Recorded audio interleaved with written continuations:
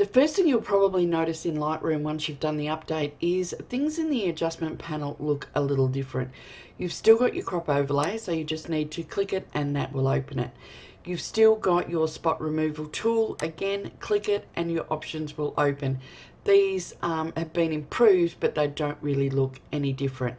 There's the red eye correction, and then you've got your masking area. Now, if you click on that, it will open up a new panel. So you have various different options available to you. You can use the select subject or the select sky, but you've also got your adjustment brush, your linear gradients, your radial gradients, and there's also color range and luminance range that are also available to play with. You can use the normal filters that you're probably used to in Lightroom the same way, and the same keyboard still works. So if you want your brush, you can just hit K. If you're after a gradient, you can hit M, or the radial, you can use Shift and M. So they haven't changed, but what has changed is this new masking option, which is really cool.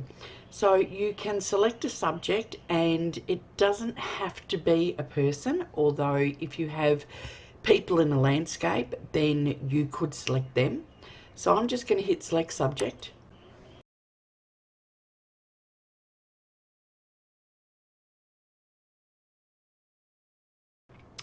Okay, and it has selected my subject. Now, if I want to change the color of the mask, I can do that by picking any color I want, which is nice and handy, or you can just go to the custom colors that they've got. So that's all nice and handy. You don't have to have the overlay on, you can turn that off. Now, what you can do is you can use any of these settings and sliders along here, but you can also invert it so that the settings apply to the outside, not the original selection.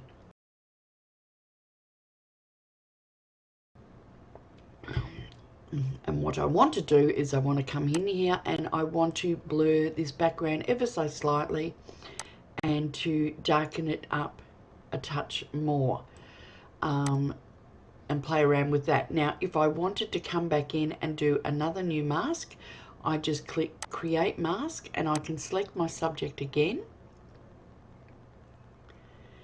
And this time I will have my subject selected, and I can then give that a little boost, and you can lift shadows and brighten it up and do whatever you wish to do with it. You can play around with the hue, any of these sliders that you can work with. Now, some really cool stuff that you can put in here. You can, if you right click on the mask, you can rename it. So I can call that one background because that is my background that I'm working on.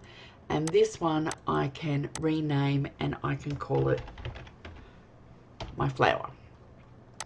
So that's a really handy thing to do. You can turn those masks on and off.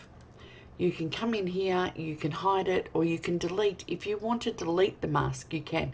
You can delete all the masks if you want to. So you don't have to go back and do a reset. Now, you can also add in multiple masks in here. So if you were doing a portrait, you could have multiple masks in a portrait. If you wanted to do a sky, so you could select your sky and select your subject, and you can separate it doing it that way. Now, this is an old image that I opened up, and I found that all of my previous pins had been moved over. So this is why you need to update your catalog after you've done the Lightroom update. But I just had them as mask 1, 2, 3 and all the rest of it. So I could go through and I could name all of them. So it makes it easier. Instead of trying to find which pin does what, you can literally just come and click on a pin and it will show you where it is with the overlay. So it's really quick and easy to do it that way.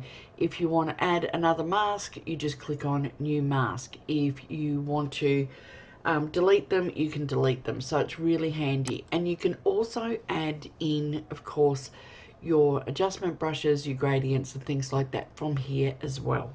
So this is a fairly ordinary landscape image that I've got, and I just wanted to play around with it to see with the sky masking and how it worked on the foreground and all the rest of it. So I can come in and hit select sky, and it just takes a second, and it's put the mask on and it's selected my sky, and it's telling me that it's a sky selection. And I can come in here and I can, because it's just a bit bright, I can boost my saturation, I can drop the clarity down, I can do all sorts of things that I would normally do with all of those sliders. Now if I want to also add another mask, so I can go to select sky again, but what I'm going to do this time is I'm going to invert it so that it's working on the area down here separate from the sky. So I can come in and I can, and as soon as you start working on it, the mask comes off so that you can see what you're doing. So I can boost the texture, I can boost the clarity, I can boost the exposure a little bit. Now if I want to refine those masks, I can do that, and you can come in with the brush or with the gradient tool, and you can play around with all of that. So I've got density, I've got flow, I've got feather, which is up, and I've got size. So I'm just going to bring that down a bit, and I need to be on the correct mask.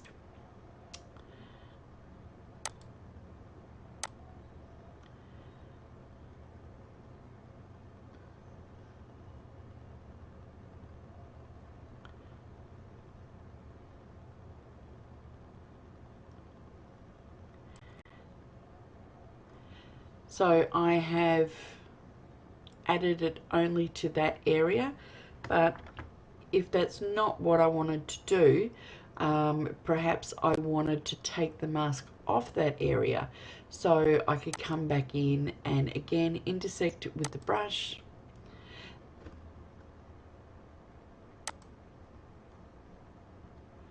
taking invert off.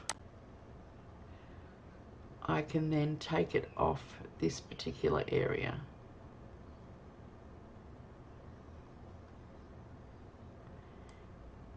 If I wanted to. So you can play around with what you want to do with your image, and you just have to adjust things slightly. So if you want to erase or add to a mask, just click on the mask and change it. And you can add you know, you can intersect. So if you wanted to add a color range in there, or if you wanted to add a luminance range in there, you could do that as well. Don't forget that you can rename and things like that. A couple of other things that are worth looking at is that there is new user presets that have been added in. Let me just get off that. And this moves around too, so if it's in your way, you can just move it around. So it's very handy to have. Okay, so click done. If you come over here, there is new presets that have been put in. So I really kind of like the cinematic ones that were in here, but there's now also food and lifestyle, travel to, cinematic, retro and things like that. So they're really good styles and presets that you can try with your images. So I think I've pretty much covered everything for the new masking tool for now. Everything just seems to be nice and handy in that one little spot. So you just have to add that create mask, and then you can take it from there, whether you want to select subject, select your sky, or whether you want to use one of the other adjustment filters. So thanks for watching, and I'll see you soon. Bye for now.